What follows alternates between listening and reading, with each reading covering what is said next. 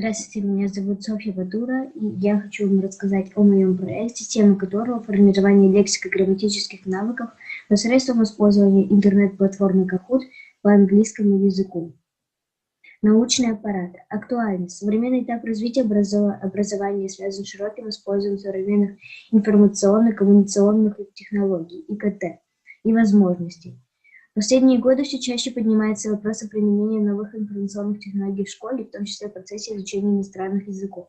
Внедрение игровых технологий на занятии не только решает проблему мотивации учащихся, но и является эффективным инструментом для активизации и закрепления знаний по лексике и грамматике.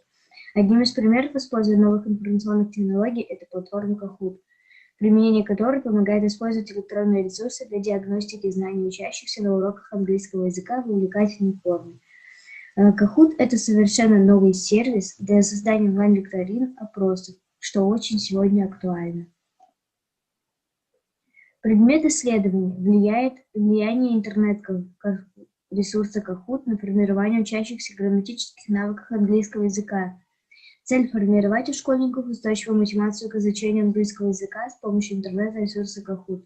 Задачи – развитие интеллектуальных и творческих способностей учащихся, повышение эффективности учебного процесса в школе, развитие способностей и готовности к самостоятельному изучению английского языка, способствовать к ускорению процесса обучения и формировать грамматический навык английского языка.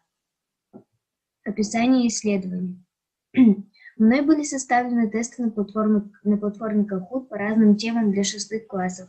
5 тестов по 10 вопросов. Учащиеся 6 класса отвечали на вопросы методом тестирования. Первая – это экспериментальная группа, и вторая – остальные учащиеся 6 класса – контрольная группа. Здесь вы можете видеть скриншоты нашей игры. Итоги первого теста. Здесь вы можете видеть проценты, как выполнили тест.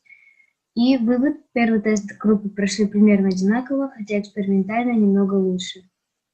Итоги второго теста после того, как экспериментальная группа поиграла со мной в Kahoot. Вывод: ребята, которые играли со мной в Kahoot, экспериментальная группа, прошли тест лучше, чем контрольная.